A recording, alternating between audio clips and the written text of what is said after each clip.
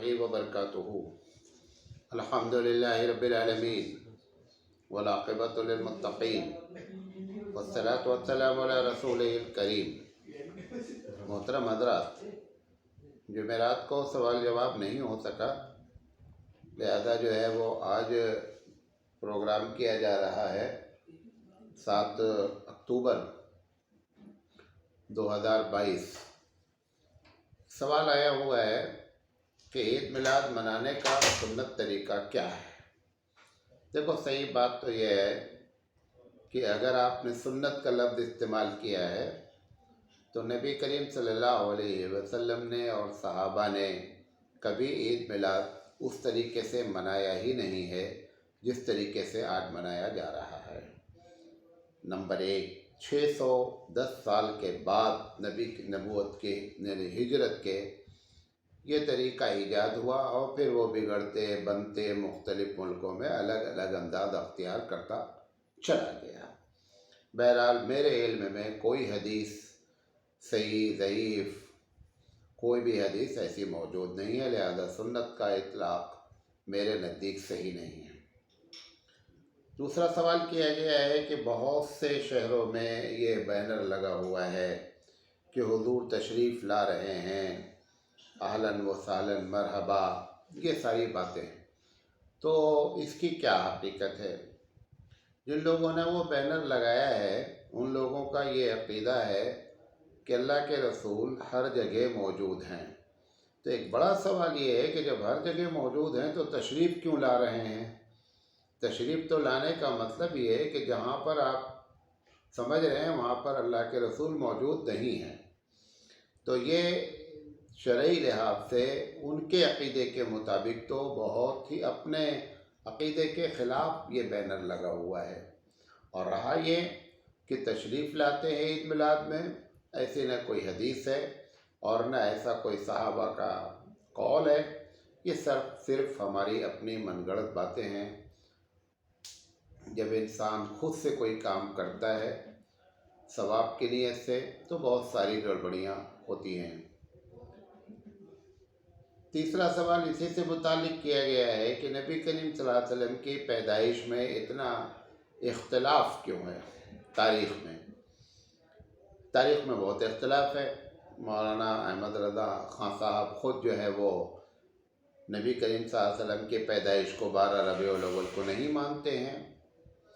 ابھی ناسا جو بہت بڑی آرگنائزیشن ہے سائنس کی، اس نے تحقیق کیا ہے کہ نبی کریم صلی اللہ علیہ وسلم کی پیدائش 13 ربیع الاول کو ہے۔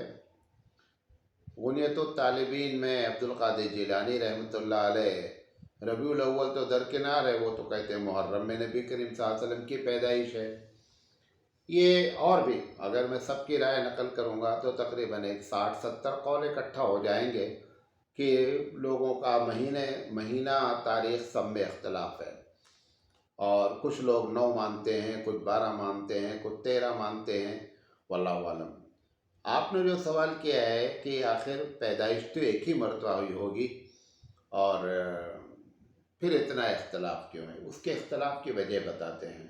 آپ صرف اگر آپ کی عمر 60 سال ہے، جو لوگ بھی سن رہے ہیں وہ اپنے بچپن میں چلے جائیں اور بچپن کے بارے میں گاؤں میں خاص کر جو لوگ پیدا ہوئے ہیں ان کے والدین کو نہ معلوم ہے کہ سن پیدائش کون سی ہے اور نہ تاریخ معلوم ہے۔ جو آدھار کارڈ پہ آئی ڈی پہ لکھ دیا گیا ہے وہ ایک اندازے کے مطابق ہے۔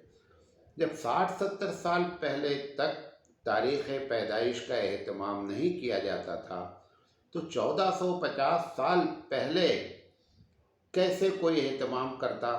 لہذا لوگوں نے اندازے کے مطابق تاریخیں بیان کی، کیونکہ 1450 سال پہلے نہ کسی کا جشن منایا جاتا تھا، نہ برتھ ڈے کوئی ہوتی تھی، لہذا کوئی اس قسم کا جو ہے وہ تصور نہیں تھا، لہذا تاریخیں الگ الگ مختلف ہی ہوئیں۔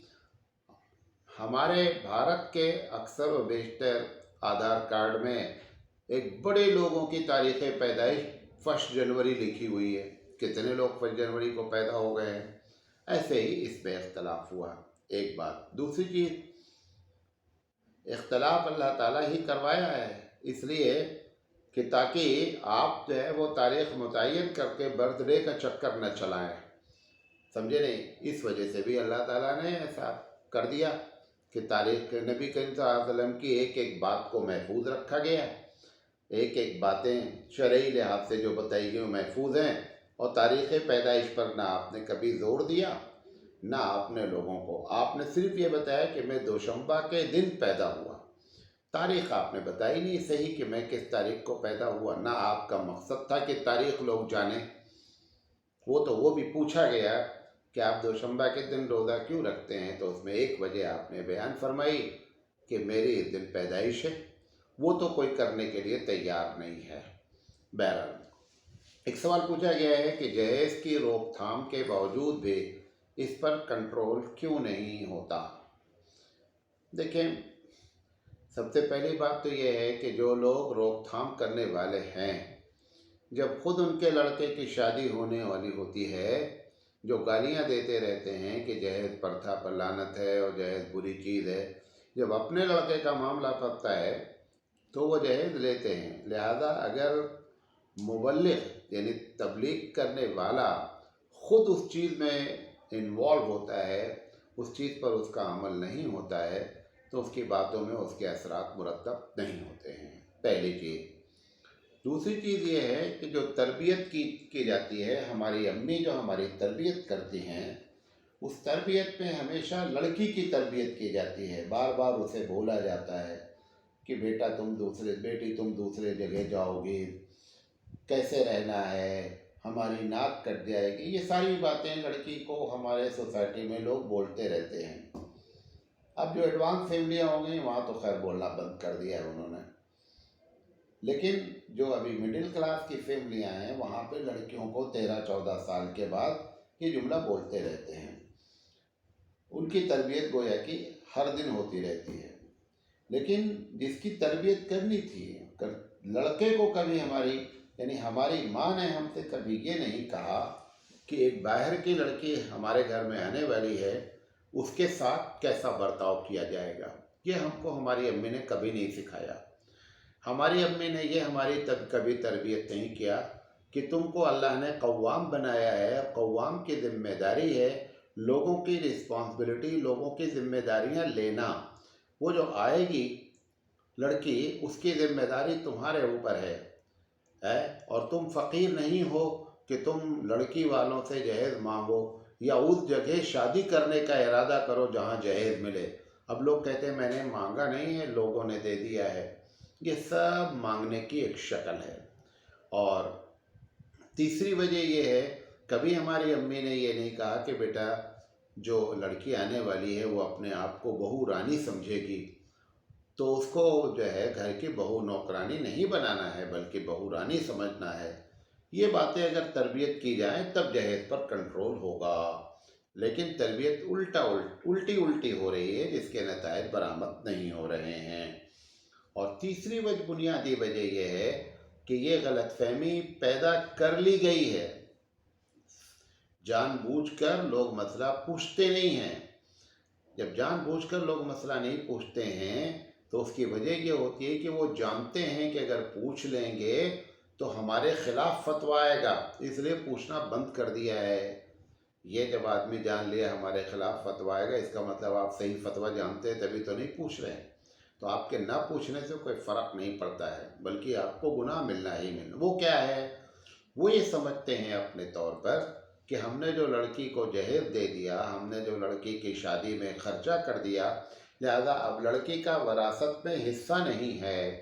क्योंकि वरासत नहीं देना है, लिहाजा जहेज़ देते हुए उनको तकलीफ़ नहीं होती है। हालांकि जहेज़ देने का कोई सवाब नहीं होता है। वरासत का अगर हुक्म माना जाए तो कुरान का हुक्म माना जाए, बहुत बड़ा अजर अजीम है। अजर अजीम छोड़ करके वो काम कर रहा है जिसमें कोई सवाब नहीं है। पैसा दोनों जगह खर्च हो रहा है, जहेज़ में भी खर्च हो रहा है, शादी में भी खर्च हो रहा है, वरासत में भी खर्च होगा। लेकिन अल्लाह की नाफरमानी करके ज़िंदगी गुजारना हमें पसंद है, रब की फरमा बरदारी हमें नहीं पसंद है।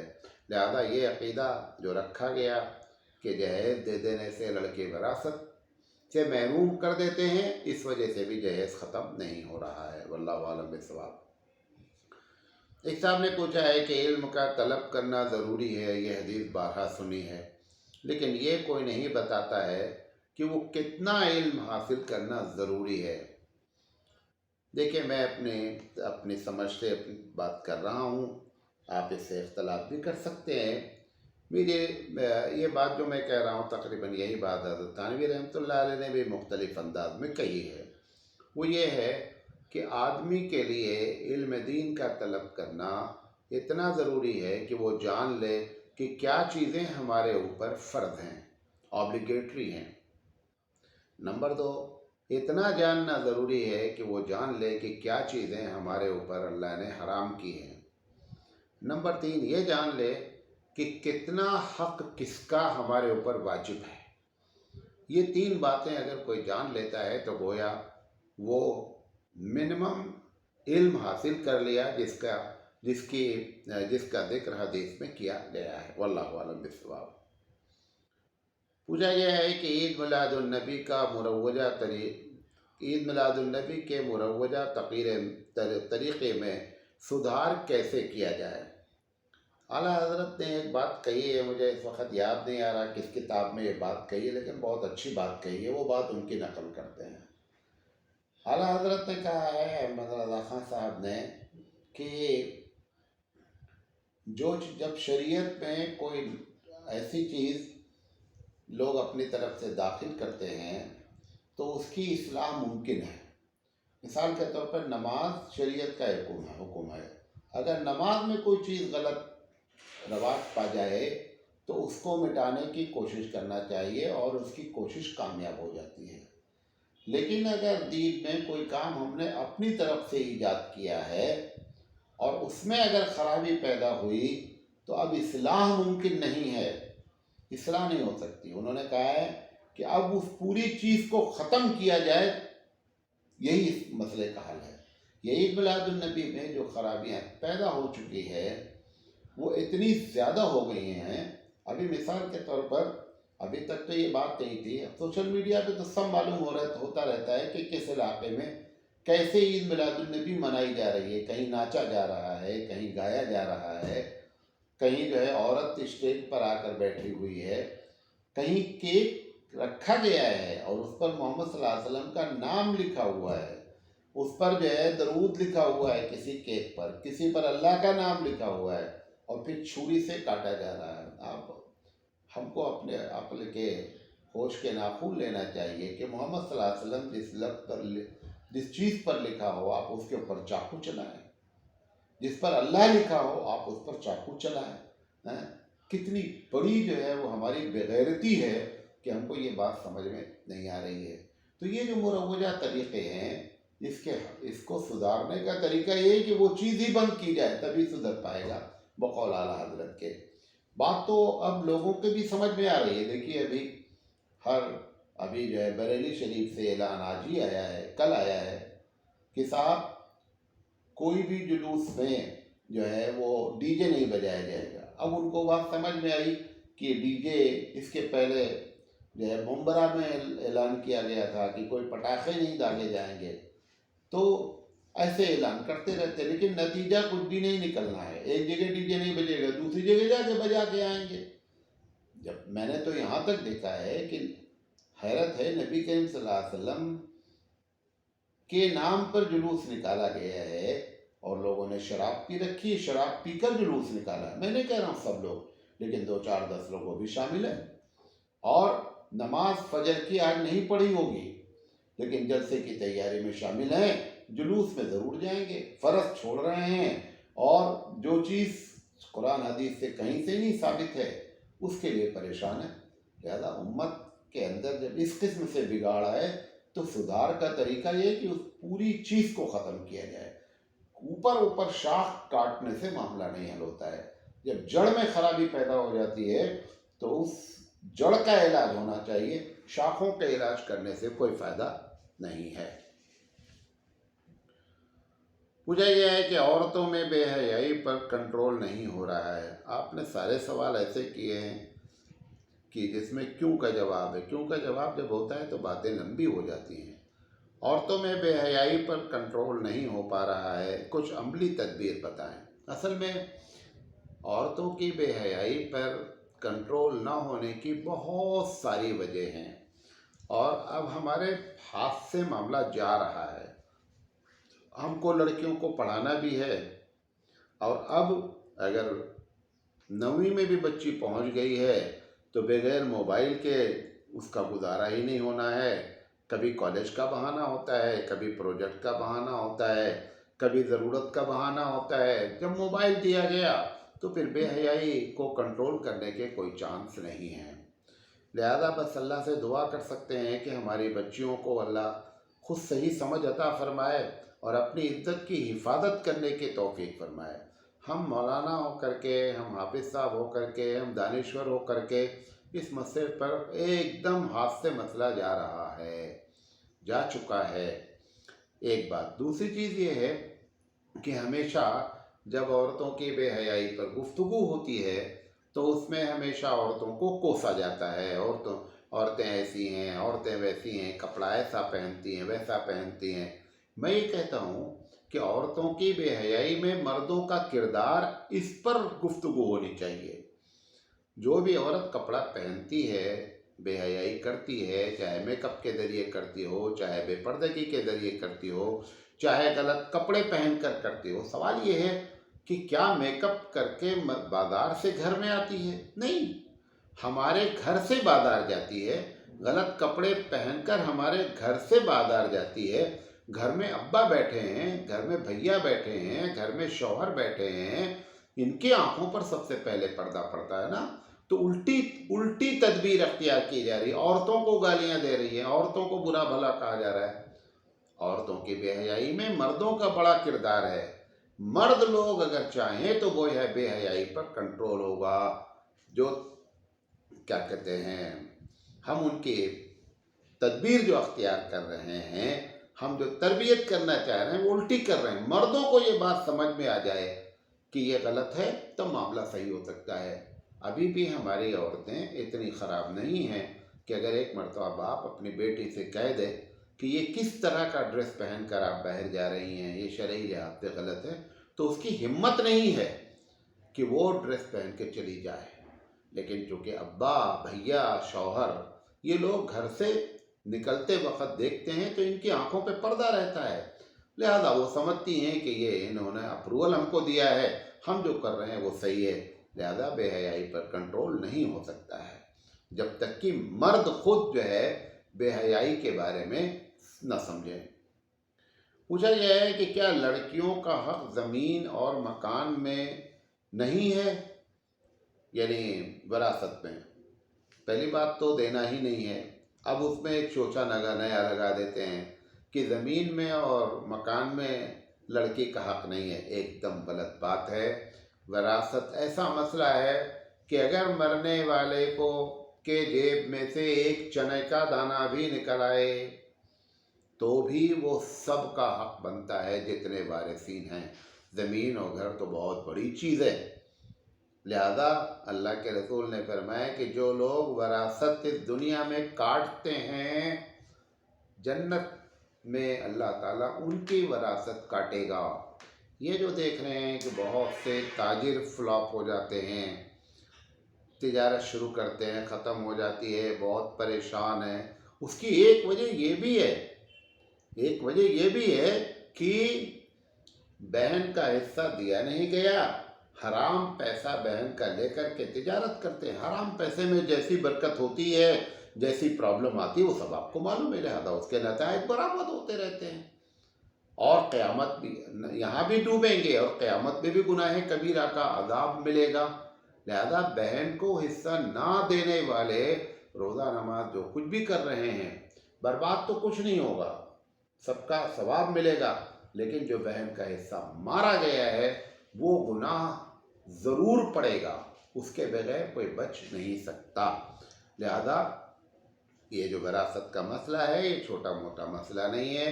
कुरान का, और जितने भी आप उज़्र रखते हैं विरासत ना देने के, खुदा की कसम खा के कहता हूँ सब झूठे हैं। कोई उज़्र नहीं है कुरान और अल्लाह के मुकाबले में। अल्लाह ने जैसे कहा है वैसे ही तक़सीम करना है, और इसमें कोई वसीयत नहीं कर सकता। बाप अपनी बेटी को बहुत चाहता है, कहता मैं बेटों से ज़्यादा बेटियों को चाहता हूँ। बेटियों को अगर बेटों से ज़्यादा चाहते हैं तो तुम्हें मालूम है कि मेरे मरने के बाद मेरे बेटे अपनी बहन को हिस्सा नहीं देंगे, यानी हमारी बेटी को हिस्सा नहीं देंगे। तुम बहुत चाहते हो, अपनी ज़िंदगी में आप अपनी बेटी के नाम उसका जो हिस्सा बनता है करके चले जाओ, तब मालूम हो तुम असली बाप हो। बेतुकी जो है बातें करते हैं लोग, शर्म भी नहीं आती है, झूठ बोलते हैं। ये कौन सी चाहत है ये कौन? और कभी कभी तो बाप यहाँ तक लिख के चले जाते हैं, वसीयत कर जाते हैं कि बेटी को फला चीज़ में हिस्सा ज़रूरत नहीं देना, तुम लड़कों को लड़के बांट लो। ये भी गुनाह है, मरते मरते गुनाह करके जाते हैं, उसका अलग से अज़ाब मिलता है। समझे? अल्लाह ताला हमारी हिफाजत फरमाए। पूछा गया शादी में लड़की के जो खर्च हुआ है तो अब उसका विरासत में क्यों हिस्सा बना? अच्छा, इस्लाम ने कहा था कि शादी में खर्चा करो, इस्लाम ने कहा था।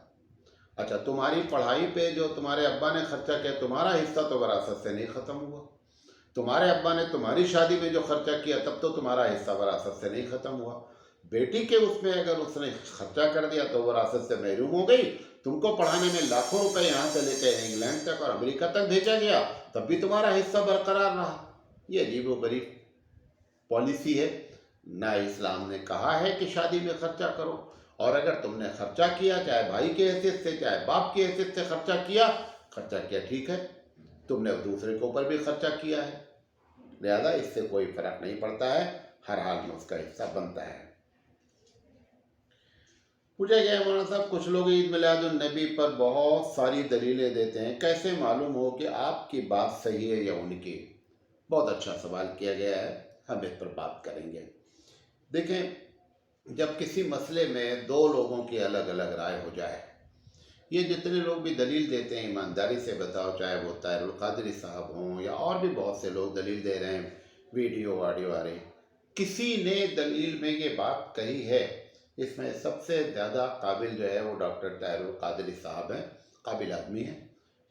उन्होंने भी पूरी किताब लिखी है ईद मिलादुन नबी के जवाब पर, लेकिन पूरी किताब में उन्होंने हम सब हनफ्यूल मसलक हैं कहने के लिए, अमल के लिहाज से भी, कहीं पूरी वीडियो में उन्होंने ये बात कही हो कि इमाम आज़म अलैहिर्रहमा की ईद मिलादुन नबी मनाने के बारे में क्या फतवा है, और इमाम आज़म अलैहिर्रहमा कैसे ईद मिलादुन नबी मनाते थे, तब बात समझ में आ जाए। फलां मुल्क में होता है, फलां मुल्क में, अरे कोई मुल्क हमारी दलील नहीं है, कोई बड़ा से बड़ा आदमी हमारी दलील नहीं है। हमने इमाम आज़म का नाम इसलिए लिया कि आप और हम हनफी हैं, लिहाजा मुतासिर होते हैं और उन्हीं के मसलक पर अमल करते हैं। होना ये चाहिए अल्लाह ने क्या कहा है, रसूल ने क्या कहा है। अच्छा, मसले में इख्तलाफ हो गया है, आप कैसे पता पाएँ कि सही कौन है? कुरान मजीद ने कहा है कि वइन तनाज़अतुम फ़ी शैइन फरुद्दूहु इलल्लाह, कि जब तुम किसी मसले में इख्तलाफ कर जाओ, जब तक इख्तलाफ न हो तो कोई मसला ही नहीं है, तब तो कोई मसला ही नहीं। तब तो कहा गया है कि बड़ों की बात मान लो, अतीउल्लाह व अतीउर रसूल व उलुल अम्र मिनकुम। लेकिन अगर इख्तलाफ हो गया, मसले में इख्तलाफ हो गया है, लिहाजा ना मौलाना सिराज की चलेगी, ना मौलाना थानवी रहमतुल्लाह अलैह की चलेगी, ना आला हजरत की चलेगी, किसी की नहीं चलेगी। क्यों? इख्तलाफ हो गया। अब इख्तलाफ के वक्त में अल्लाह ने हमको क्या गाइड किया है, वइन तनाज़अतुम फ़ी शैइन फरुद्दूहु इलल्लाहि वर रसूल, कि जब तुम्हें आपस में किसी मसले में इख्तलाफ हो जाए तो तब तुम उस मसले को रिफ़र करो अल्लाह से, रिफ़र करो रसूल से, तीसरा कोई शख्स ही नहीं है। ये तो मैंने इमाम आज़म का नाम इसलिए लिया कि हम बहुत अपने आप को हनफी बनते हैं, इस वजह से मैंने नाम ले लिया। लेकिन उन लोगों ने, किसी ने भी, ना अल्लाह ने कुरान में कहा, ईद मिलादुन नबी का लफ्ज़ ही नहीं आया। इमाम आज़म अलैहिर्रहमा ने सारे बाब बांधे, फ़िक़्ह अहनाफ की साहिबैन ने और दूसरे अइम्मा ने मिलकर बाब बांधा, चैप्टर बांधा, रोज़े का चैप्टर, नमाज का चैप्टर, तहारत का चैप्टर, एक लंबी लिस्ट है। सवाल ये कि किसी फ़िक़्ह की किताब में عید میلاد النبی کا بھی چیپٹر نام ہونا چاہیے تھا، کوئی نام نہیں ہے۔ ہمارے محدثین سیاستہ امام بخاری، مسلم، داؤد، ابن ماجہ، نسائی، کس کا نام لوں؟ کسی حدیث کی کتاب میں باب عید و میلاد النبی کے نام پر کوئی چیپٹر نہیں آیا۔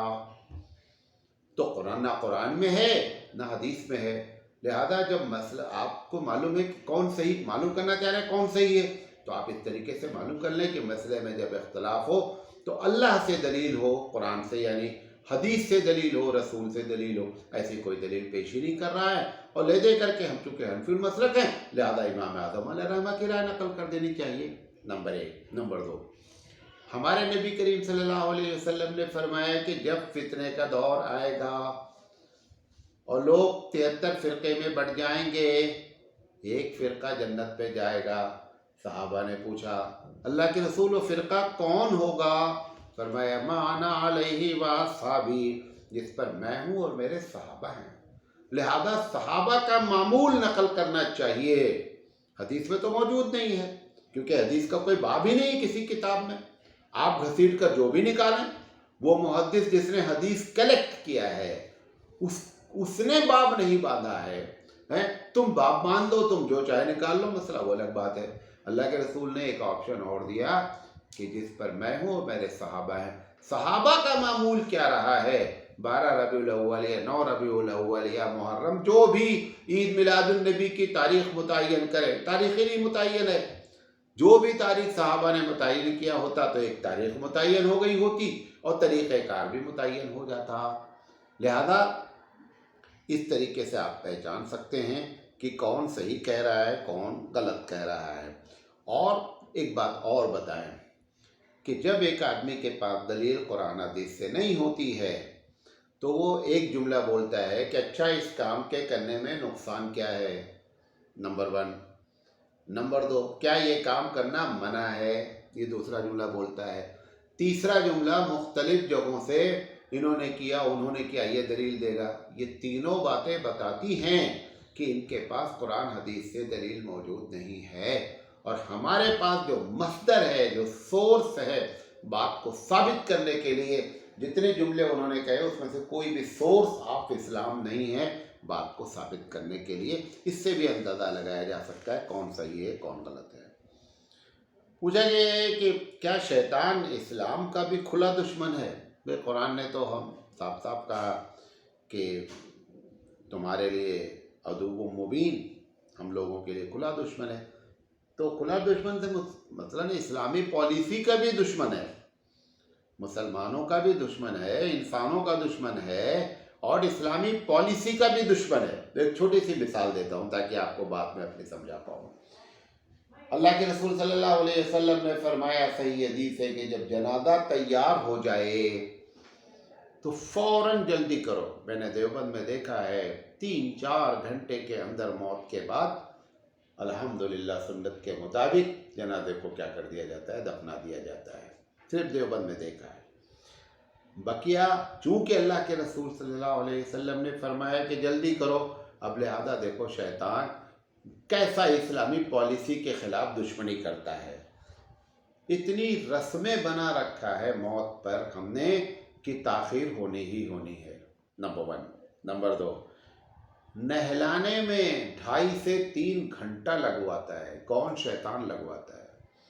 زندہ تھے تو 5 منٹ میں نہا لیتے تھے یہ صاحب، 10 منٹ میں نہا لیتے تھے، اب مر گئے ہیں تو 2.5 گھنٹہ 3 گھنٹہ، جب تک چمڑی ایک دم گوری نہیں ہو جائے گی تب تک چھوڑیں گے نہیں۔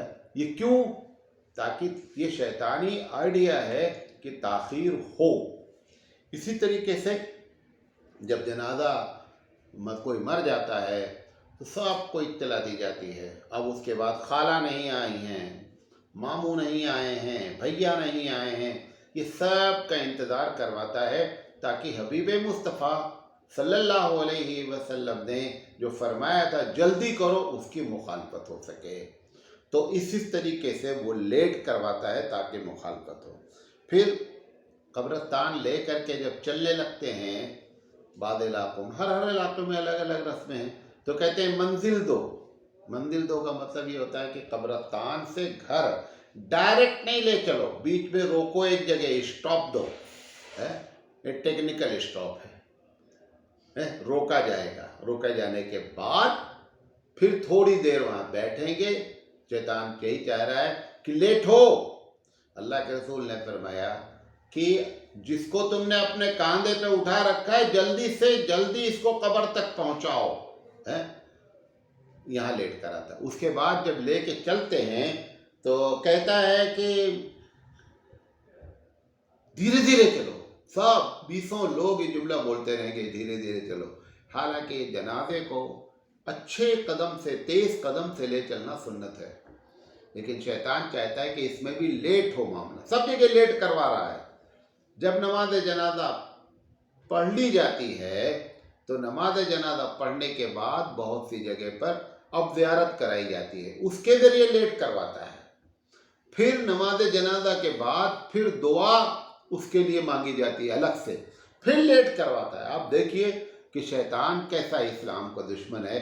तो आपने जो सवाल किया था, इस्लाम का भी वो खुला हुआ दुश्मन है। जो चीज़ हबीब मुस्तफ़ा को पसंद होगी वो कभी भी शैतान को पसंद नहीं हो सकती। हबीब मुस्तफ़ा को जो चीज़ नापसंद होगी, शैतान को खूब पसंद होगी। हबीब मुस्तफ़ा को म्यूज़िक नापसंद, डीजे नापसंद, सारी म्यूज़िक हराम बताया गया।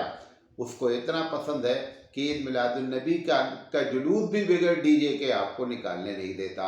इतना बड़ा दुश्मन है वो, आप समझ लीजिए। वल्लाहु आलम बिस्सवाब। पूछा गया है जो बच्चा मासूम मर जाता है उसके बारे में सुना है कि वो वालिदैन के लिए क़यामत में सिफारिश करेगा। मेरा सवाल ये है कि मुझे हमल था और मिस कैरेज हो गया, तो क्या मिस कैरेज वाला बच्चा भी वालिदैन के लिए सिफारिश करेगा? ये बात समझ लें। हदीस में जो है, ज़्यादातर हदीस में जो जिक्र है वो जिक्र है कि बच्चा किसी का पैदा हुआ और बच्चा छोटा था, मर गया, तो क़यामत में ये अपने वालिदैन के लिए क्या करेगा? मग़फ़िरत, मतलब सिफारिश करेगा अल्लाह से कि इनको भी जन्नत में दाखिल करो, और जब तक इनको जन्नत में दाखिल नहीं करोगे मैं भी जन्नत में नहीं जाऊँगा। ज़िद्दी बच्चा है, वहाँ भी ज़िद करेगा अल्लाह के सामने भी। तो जिन बहन ने पूछा है, उन्होंने पूछा है कि बच्चा पैदा नहीं हुआ अभी, हमल से थी औरत और बच्चा जो है वो साक़ित हो गया, मिस कैरेज हो गया, तो ऐसे बच्चे के बारे में क्या है? आपको इत्तलान अर्ज़ है कि जिस हदीस में मासूम बच्चे के डेथ का जिक्र है, उसी हदीस के आगे जो है वो मिस कैरेज बच्चे का भी जिक्र है, जिसको सक़त कहते हैं, साक़ित होना कहते हैं, सक़त। अल्लाह के रसूल सल्लल्लाहु अलैहि वसल्लम ने कई हदीसें हैं, इब्न शैबा की हदीस है, इब्न माजा की हदीस है, मुसन्नफ़ अब्दुर रज़्ज़ाक़ में हदीस है कि वो बच्चा जो अभी पैदा ही नहीं हुआ, मिस कैरेज हुआ जिसे आप कह रही हैं, वो भी अपने वालिदा के लिए जो है वो दुआ करेगा। लिहाजा जो आपने सवाल किया है कि जो जवाब है कि इन्न सक़ता लयजिर्रु उम्महु बेसुरुरिही, कि ऐसा बच्चा जो पैदा ही नहीं हुआ, मिसकैरेज हुआ है, वो अपनी नाफ से, चूँकि नाफ से माँ के पेट से बच्चा बंधा रहता है, वो अपनी नाफ से घसीट करके अपनी माँ को जन्नत में ले जाएगा, मतलब उसी हालत में उसका इंतकाल हुआ है, इस समझाने के लिए कही गई है बात। तो लिहाजा जो जिनका मिसकैरेज हुआ है वो भी अल्लाह की दात से उम्मीद रखें कि ये बच्चा भी उनके लिए क़यामत में सिफारिश करेगा। मौलाना साहब, ये कहना कि हमारी बदकिस्मती है, ऐसा हुआ, ये जुमला कहाँ तक सही है? देखिए, किस्मत अच्छी और ख़राब सब अल्लाह की, लेकिन ये जुमला गुस्ताखी है, अदब के ख़िलाफ़ है, ऐसा नहीं कहना चाहिए। ये कह सकता है कि जो हमारे किस्मत में था वो हुआ है। पूछा गया अगर कोई सैयद कहता है तो क्या वाकई में वो सैयद है और सैयद का एहतराम करना लाजिम है, भले वो अखलाक का अच्छा हो या ना हो? बहुत अच्छा सवाल किया गया है। देखिए, अगर कोई आदमी अपने आप को सैयद कहता है, नंबर 1, और उसके ख़िलाफ़ कोई आदमी दलील नहीं देता है, अगरचे उसके पास भी दलील नहीं है कि मैं सैयद हूँ, लेकिन उसकी मनफी यानी उसके अगेंस्ट भी कोई ये नहीं कहता है कि ये सैयद नहीं है। मिसाल के तौर पर हमारे गांव का एक वाक़या ही है कि एक आदमी सैयद नहीं है اور وہ دوسرے شہر میں جا کر اپنے آپ کو سید بولتا ہے۔ اب پورا گاؤں اس کا مخالف ہے کہ یہ سید نہیں ہے، یہ جھوٹا ہے۔ ایسا نہیں ہے، بلکہ ایک آدمی سید ہے اور کوئی بھی اس کے مخالفت میں یہ نہیں کہتا نہیں نہیں آپ سید نہیں ہیں، تو پھر ایسے سید کا احترام کرنا لازم ہے، پہلی بات۔ دوسری چیز پوچھا ہے کہ بھلے اس کے اخلاق اچھے ہوں یا خراب ہوں، اخلاق اچھے اور خراب کا گناہ اس کو ملے گا، لیکن آپ کو اس بات کا ثواب ملے گا کہ آپ نے یہ سمجھ کر کے کہ اس کی نسبت حبیب مصطفیٰ صلی اللہ علیہ وسلم کے خاندان سے ہے، لہذا آپ نے اس کی عزت کی، لہذا آپ کو ثواب ملے گا۔ رہا ان کا اخلاق، وہ اپنی جگہ ہے، وہ اس کا جو بھی ہو اللہ جانے، لیکن آپ اس بنیاد پر ڈسٹنگوش نہیں کریں، امتیاز نہیں کریں کہ ہم اچھے سید کا احترام کریں گے اور برے سید جو اخلاق والے ان کا احترام نہیں کریں گے، بلکہ سید کا احترام ہونا چاہیے۔ پوچھا گیا اگر جمعہ میں بیان چل رہا ہے تو کیا تحیۃ المسجد پڑھ سکتے ہیں؟ یہ تو کئی مرتبہ مسئلہ بتایا جا چکا ہے۔ خطبے کا سننا واجب ہے، تحیۃ المسجد سنت ہے، واجب چھوڑ کر سنت کا عمل کرنا صحیح نہیں ہے ہمارے نزدیک، احناف کے نزدیک، اور جو لوگ کرتے ہیں اس پر ہم اس کی تعبیر کرتے ہیں کہ اس حدیث کا کیا مطلب ہے۔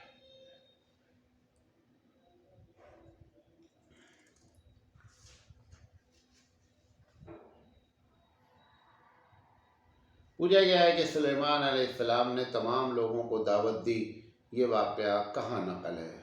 یہ واقعہ کسی حدیث کی کتاب میں نقل نہیں ہے۔ کہا جاتا ہے جنوں کو، چرندوں کو، پرندوں کو، ساری مخلوق کو سلیمان علیہ السلام نے دعوت دی، یہ واقعہ صحیح نہیں ہے، کسی تاریخی کتاب میں لکھا ہوگا، بہرحال کسی حدیث وغیرہ میں یہ ذکر نہیں ہے۔ پوچھا گیا ہے کہ محض حسن کی بنیاد پر شادی کرنے سے منع کیا گیا ہے، کیا ایسی کوئی حدیث ہے؟ ابن ماجہ کی حدیث ہے، اس میں یہ بات ہے کہ محض حسن کی بنیاد پر شادی نے ایک بنیاد بنانا چاہیے دین کو، اس کے بعد دوسری چیز وہ تلاش کر رہا ہے، حسن تو کوئی مسئلہ نہیں ہے، لیکن کچھ بھی نہیں دیکھ رہا ہے، بد دیکھ رہا ہے، حسین ہے تو شادی کر رہا ہے، ایسی شادی سے منع کیا گیا ہے۔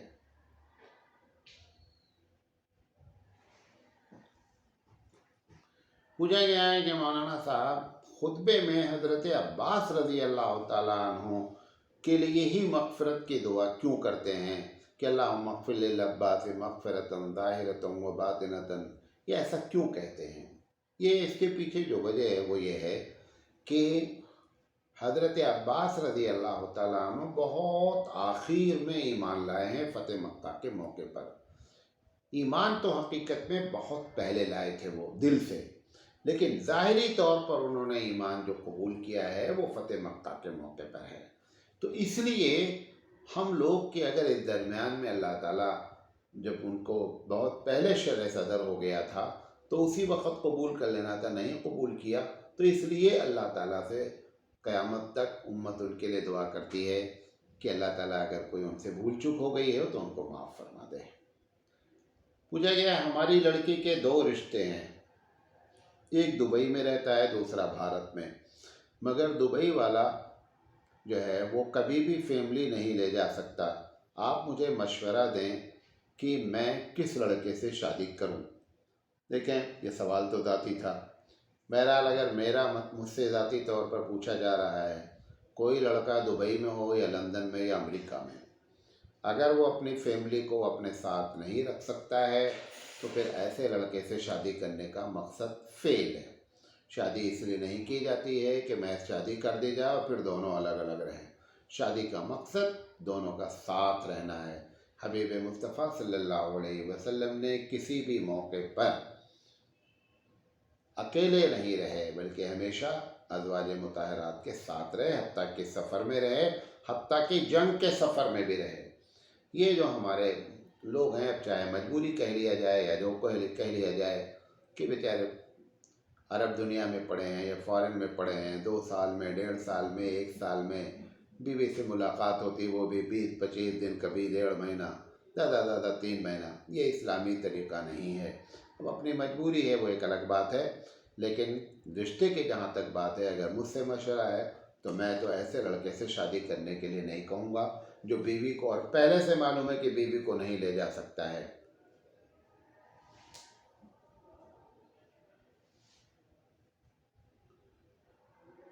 पूछा गया है कि मौलाना साहब आप विरासत पे बहुत गुफ्तगू करते हैं, बॉम्बे वगैरह में बहुत छोटे छोटे घर होते हैं, उसकी तकसीम का मसला क्या होगा?